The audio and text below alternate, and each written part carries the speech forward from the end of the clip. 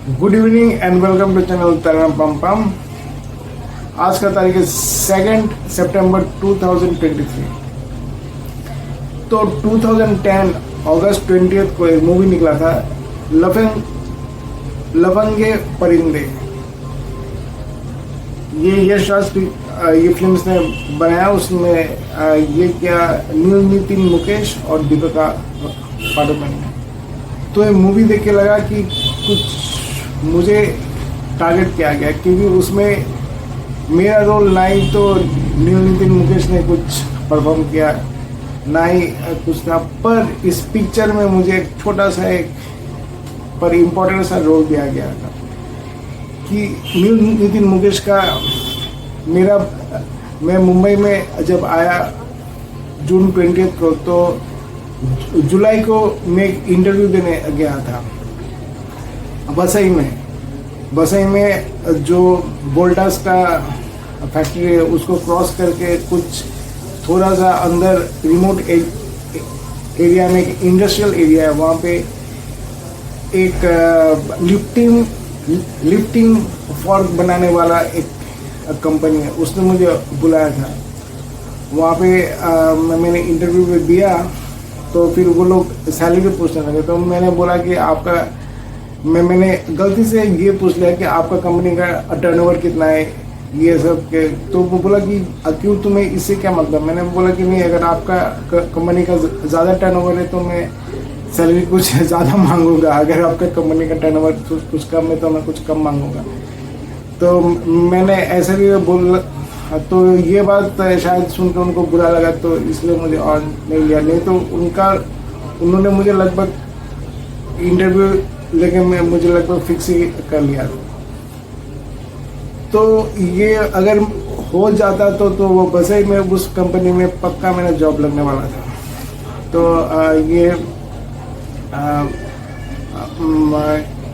तो उस लफंगे परिंदे में दिखाया कि नितिन मुकेश का किसी बसई का किसी एक हट्टा कट्टा पहलवान से उसका कुश्ती होता है, जिसमें वो हार जाता है। मैं जानबूझ के कुछ हार जाता है, उसका कुछ पैसे वैसे का कुछ दाव था, ऐसे कुछ उस पहलवान का यहाँ पे टकला था। तो मुंबई जब गया था तो मेरा भी यहाँ पे थोड़ा बाल गिरने लग गए थे, बाल झड़ने लग गए थे।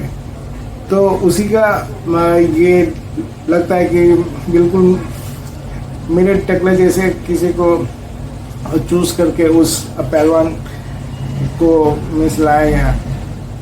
तो ये लफंगे परिंदे पिक्चर में वो जो पहलवान जिससे नितिन मुकेश कुश्ती लड़ता है और हार जाता है, वो पहलवान ये मुझे दिखाया गया।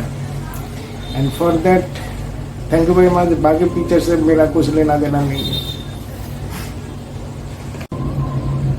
पर लफंगे परिंदे पिक्चर देखने के बाद मुझे लगा कि जो मुंबई फिल्म इंडस्ट्री का जो पिक्चर है, ये धीरे धीरे मीन्स मुंबई लोकल बनता जा रहा है। मीन्स वहाँ का जैसे लोकल मीन्स लड़का लड़की रहते, बाइक करते, ये मीन्स तो ये क्या होने वाला है, क्योंकि मैं वहाँ पे आ गया तो मीन्स इनसाइड कोड मीन्स चलने लग जाएगा। मीन्स माटी सेटिंग, माटी और कोड वोड लग जाएगा, जो बाकी इंडियंस को समझ में नहीं आएगा। बाकी इंडियंस को समझ में जब नहीं आएगा तो क्या होगा, सारे इंडियंस मुंबई पे आकर टूट पड़ेंगे। तो मुंबई का पॉपुलेशन बहुत बढ़ जाएगा और बहुत मीन्स क्राउड ये हो जाता है। और मुंबई में जब पॉपुलेशन बढ़ जाता है, बहुत बढ़ जाता है, तो ये लोग क्या करवाते हैं, मुंबई में बॉम्ब ब्लास्ट करवाते, फिर किसी एक्टर का खून करवा देते। तो ये सब करके वो लोग क्राउड डिस्पर्स करना पड़ता है।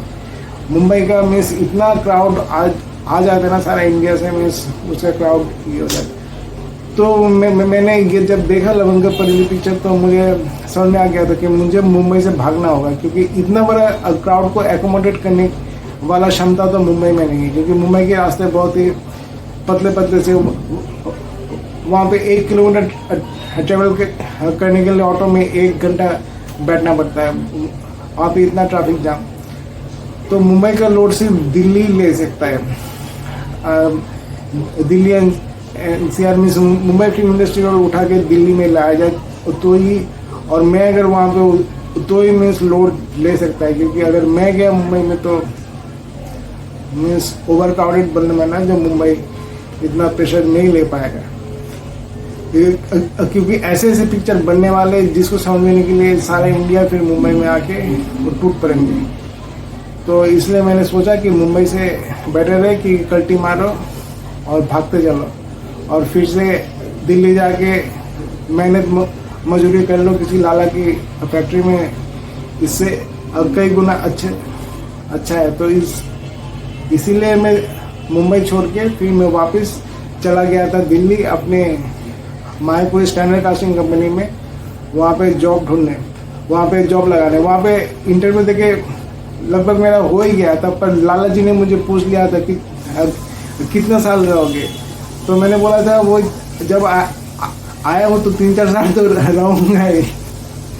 ये बात लाला जी को बुरा लगा कि हाँ जब आए तो 3-4 साल क्यों सारा जीवन रहोगे, ऐसा कुछ बोलना था, क्योंकि लाला जी काफ़ी बुरे हो गए थे और उनमें इतना क्षमता नहीं थी कि अगर मैं अभी छोड़ के चला जाऊँगी तो दूसरा बंदा उसको संभाल ले। तो उन्होंने गुस्से में आके मुझे ये नहीं किया, फाइनल नहीं किया, नहीं तो सब लोग राजी हो गए थे कि मुझे फाइनल कर दे।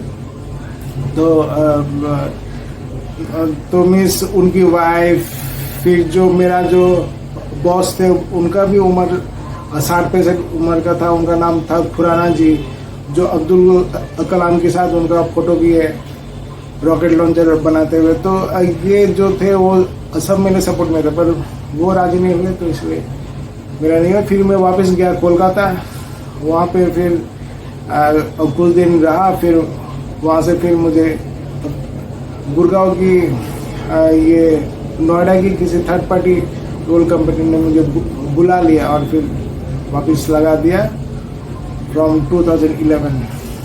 Thank you very much.